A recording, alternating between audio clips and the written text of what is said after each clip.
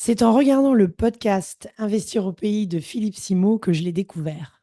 J'ai immédiatement aimé le message, le professionnalisme, l'humilité malgré le parcours exceptionnel, l'énergie et surtout le code de valeur. Il est important et utile d'apprendre du parcours des autres pour s'inspirer, pour cultiver une énergie gagnante ainsi que pour maintenir le courage nécessaire pour aller de l'avant. Au début du mois de septembre, je me suis dit, au pire, il dira non, et puis dans tous les cas, ça ne va pas me tuer. Donc, je lui ai envoyé une invitation sur LinkedIn, invitation qu'il a acceptée. Du coup, je me suis dit, bah, écoute, qui ne tente rien n'a rien. Donc, je lui ai envoyé un petit message dans lequel je lui demandais s'il accepterait de participer à un webinar pour parler de son parcours. Ma plus grande surprise et pour mon plus grand bonheur, il a dit oui. Mais de qui est-ce que je parle donc? J'ai interviewé Stanislas Zézé, le président directeur général de Bloomfield Investment Corporation, leader incontesté et incontestable dans le domaine de la notation financière en Afrique. Créée en 2007 en Côte d'Ivoire, cette entreprise se spécialise dans l'évaluation de la solvabilité des entreprises et des institutions publiques. Elle vise à fournir des analyses et des notations financières qui aident à évaluer les risques de crédit et à renforcer la transparence sur les marchés financiers africains. Aujourd'hui, Bloomfield Investment Corporation joue un rôle crucial en Afrique de l'Ouest et en Afrique centrale. L'agence fournit des évaluations financières objectives qui aident les investisseurs à mieux comprendre les risques liés aux entreprises africaines.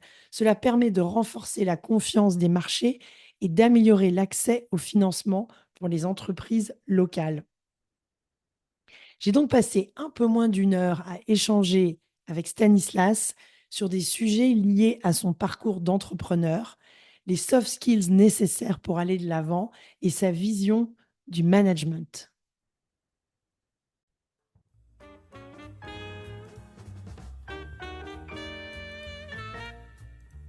Bienvenue dans le podcast Ça va aller. Je m'appelle Liliane, mais tu peux m'appeler Lily. Ici, nous plongeons dans des sujets liés au leadership, à l'entrepreneuriat, au développement personnel et à tout ce qui alimente ton succès. Ce nouvel épisode est dédié à l'entrepreneuriat. Aujourd'hui, nous allons parler d'un sujet essentiel pour tout entrepreneur, la préparation. Nous allons parler de l'environnement, nous allons parler du code de valeur, nous allons parler aussi de l'état d'esprit du leader, l'état d'esprit de l'entrepreneur et finalement l'impact que cet état d'esprit peut avoir sur ce que tu peux faire en tant qu'entrepreneur pour réussir là où finalement tu peux surprendre tout le monde. Et pour ça, il faut que tu sois prêt, il faut que tu sois habité par ton projet et puis surtout que tu construises des fondations solides. Et on va donc parler culture d'entreprise, on va parler valeurs, on va parler aussi skills. Quelles sont les soft skills qui sont importantes? Aujourd'hui, c'est un réel plaisir pour moi de partager avec toi ce que j'ai appris de ma conversation avec Stanislas Zézé. Donc, il est important que tu comprennes qu'aujourd'hui, ce n'est pas réellement un contenu que moi j'ai créé. Aujourd'hui, ce que je fais, c'est un peu une retranscription, une sorte de résumé qui va permettre de transmettre ce que moi j'ai appris de cette conversation que j'ai trouvée extraordinaire, que j'ai trouvée sympathique et qui m'a d'ailleurs donné beaucoup, beaucoup d'énergie.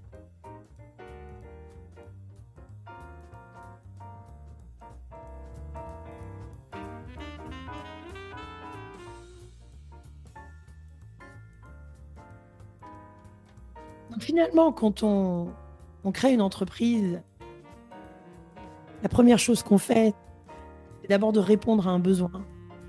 Et souvent, tout ça est lié à un besoin d'amélioration ou à un besoin d'innovation. Et ça, c'est une étape clé pour augmenter tes chances de succès. Il faut que tu comprennes bien c'est quoi ton besoin. Tu vas pas faire un business juste parce que tu as envie ou parce que tu es passionné. Parce qu'il y a vraiment un besoin. Et comment toi, tu vas faire la différence. Il faut aussi que tu réalises que tu vas avoir besoin de te préparer efficacement. Quels sont les éléments à prendre en compte pour construire un projet solide et durable? On va explorer tout ça, comme je le disais déjà, au travers de mon échange avec Stanislas. Donc, important, retiens que tout ce que je partage avec toi provient directement de cette conversation avec Stanislas. J'ai rien inventé. La valeur aujourd'hui que tu retires de cet épisode, elle vient tout directement des messages qui ont été partagés par Stanislas.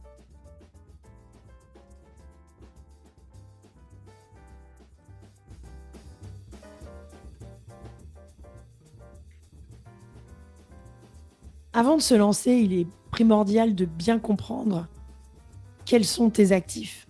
Qu'est-ce que ça veut dire? Ça veut dire tes connaissances, tes compétences, mais aussi les ressources humaines qui t'entourent. Par exemple, tes employés ou tes partenaires. Connaître tes forces internes, ça va te permettre d'identifier les points sur lesquels tu peux t'appuyer pour avancer. En gros, ce que Stanislas nous expliquait, c'est que en des termes business ou dans des écoles de commerce, on parle souvent de faire une SWOT analysis, qui est en fait une étude de tes forces, faiblesses. On te dit qu'il faut regarder l'environnement autour de toi et comprendre quelles sont les opportunités actuelles et peut-être futures, et quelles sont les menaces actuelles, peut-être futures. Donc, important de bien comprendre l'environnement dans lequel tu évolues, quels sont tes clients, quels sont leurs besoins, quels sont les besoins conscients qu'ils ont, peut-être des fois inconscients.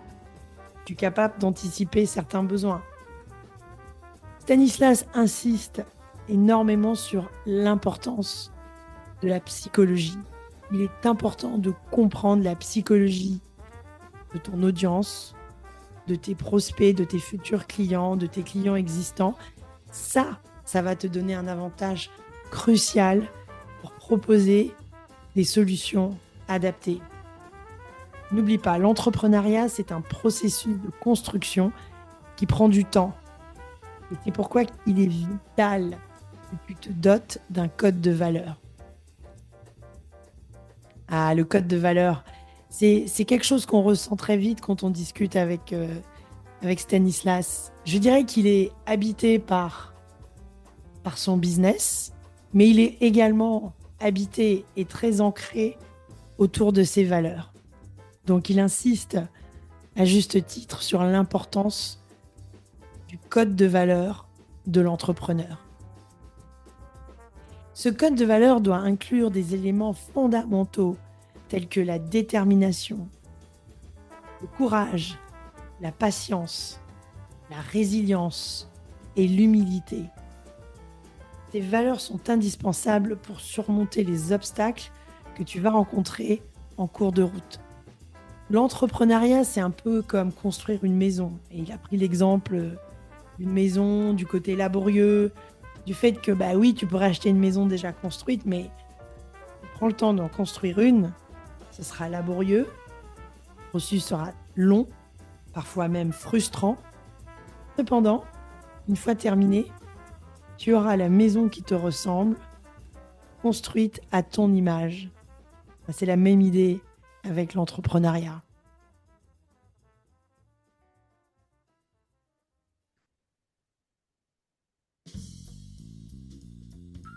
L'échec n'est pas une option. Quand on entreprend, il est crucial de se dire que l'échec n'est pas une option. Ça ne veut pas dire que tu ne vas pas rencontrer de difficultés, mais l'échec véritable ne survient que si tu abandonnes.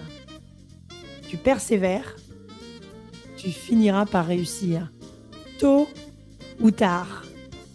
J'ai entendu tôt ou tard. Et des fois, ça peut être tard.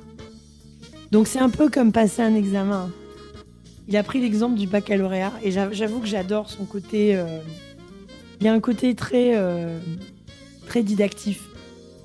Il a pris l'exemple du baccalauréat et en fait du fait que peu importe le nombre d'essais, tant que tu obtiens le bac, à la fin, tu auras réussi. L'échec, c'est d'abandonner et pas de trébucher.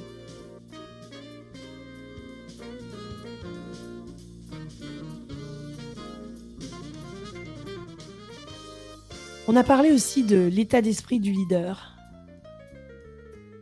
L'état d'esprit est central dans le parcours entrepreneurial. Il n'y a qu'à voir l'exemple de Stanislas. Il a fondé Bloomfield Investment Corporation.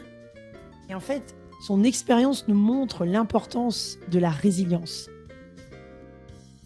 J'ai adoré l'exemple qu'il a pris quand, en fait, il nous explique qu'il a créé son entreprise et que c'est seulement 2 ans après la création, finalement, il a eu son premier client. 2 ans sans client. Qu'est-ce que tu fais? Si tu as le bon état d'esprit, tu deviens créatif. Face aux obstacles, il a su garder une attitude stratégique. Il y a un superbe exemple également qu'il prend, c'est quand il rencontre le régulateur la première fois. Et en fait, clairement, le régulateur ne croyait pas du tout en son projet. À l'époque, il n'y avait pas d'agence de notation en Afrique francophone, peut-être même pas en Afrique d'ailleurs. Et donc, le régulateur, clairement, il ne croyait pas en son projet. Il a vu un jeune Africain qui est venu et qui lui parle de notation financière, alors qu'en fait, comme il dit lui-même, j'avais noté encore personne, j'avais pas noté d'entreprise. Donc Stanislas, en fait, il a clairement compris que c'était à lui de prouver sa valeur et que rien ne lui était dû. Et c'est cet état d'esprit-là, certainement forgé par des expériences personnelles. À un moment donné, il a parlé un petit peu des valeurs inculquées par son père. Ces valeurs-là, en fait, lui ont permis de toujours avancer avec détermination, patience.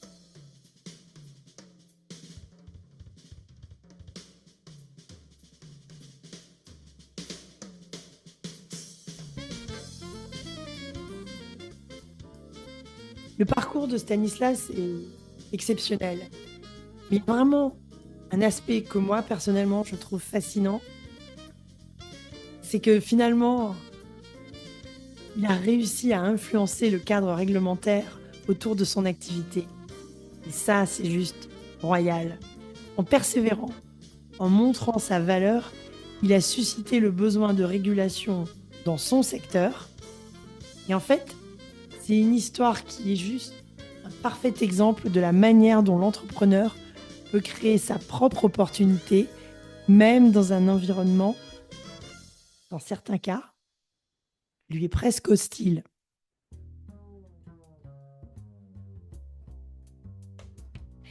Stan aussi parle beaucoup de l'importance donc de la préparation, mais aussi il faut être habité par son projet. L'entrepreneuriat, c'est pas, on s'engage pas dans l'entrepreneuriat comme ça à la légère. Il faut se préparer, il faut réfléchir longuement, il faut agir au bon moment. Il explique en fait que votre projet doit devenir une extension de vous-même. Si je me souviens bien, il emploie même l'expression « une part de votre âme ». C'est un engagement profond qui vous permettra de surmonter toutes vos épreuves.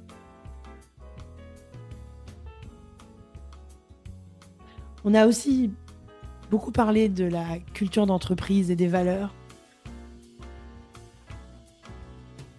En fait, la culture d'entreprise, pour Stanislas, c'est tout.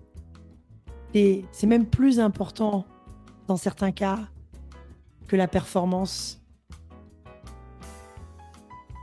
Donc la culture doit refléter les valeurs du fondateur. Un bon leader doit être un exemple pour ses collaborateurs. Pour Stanislas, les valeurs ne sont pas négociables. Et son style de management repose sur le consensus. Ça veut dire qu'il écoute ses collaborateurs, plutôt comme il aime les appeler, les intrapreneurs. Il les écoute avant de prendre une décision finale. Et c'est une approche qui permet donc aux intrapreneurs de se sentir pleinement intégrés au processus de décision.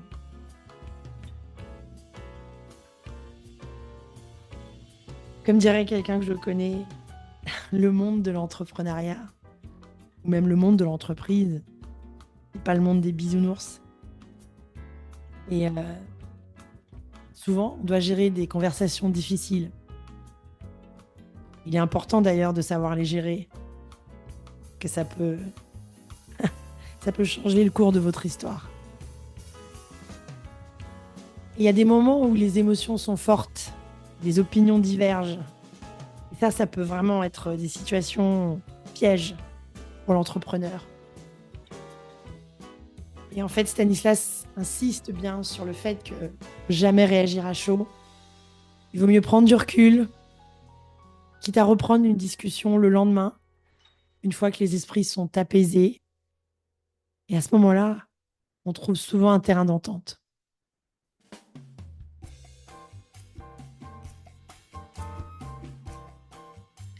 Pour conclure, l'entrepreneuriat est un choix, pas une contrainte. Comme dit Stanislas, si on embrasse le code de valeur, si on se prépare, si on persévère, tout est possible. Le succès ne se mesure pas à la richesse, mais à l'atteinte des objectifs. Alors, n'oublie pas, l'échec n'est pas une option tant que tu n'abandonnes pas.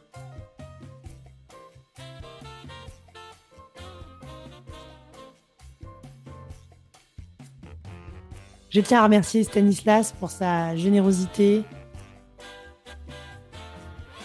son sens de l'humour aussi, sa bonne humeur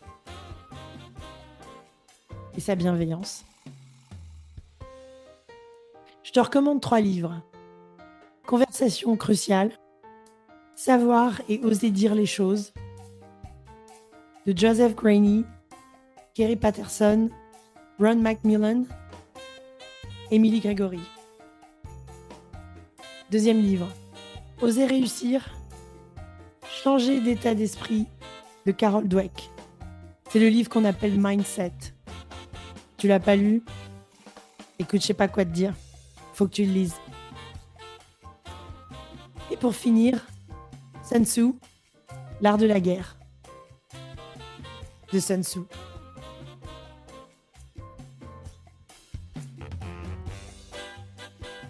Moi, c'est Lily, et je te remercie d'avoir écouté Ça va aller. J'apprécie ton temps et ton soutien. Si tu as aimé cet épisode, n'oublie pas de t'abonner et de partager avec ceux qui pourraient le trouver utile. Tu peux écouter ce podcast sur toutes les principales plateformes, y compris Apple Podcasts, Spotify, Deezer, YouTube Music et plus encore. Rejoins-moi la prochaine fois pour d'autres idées sur le leadership et le développement personnel. D'ici là, continue à aspirer au succès. À très vite.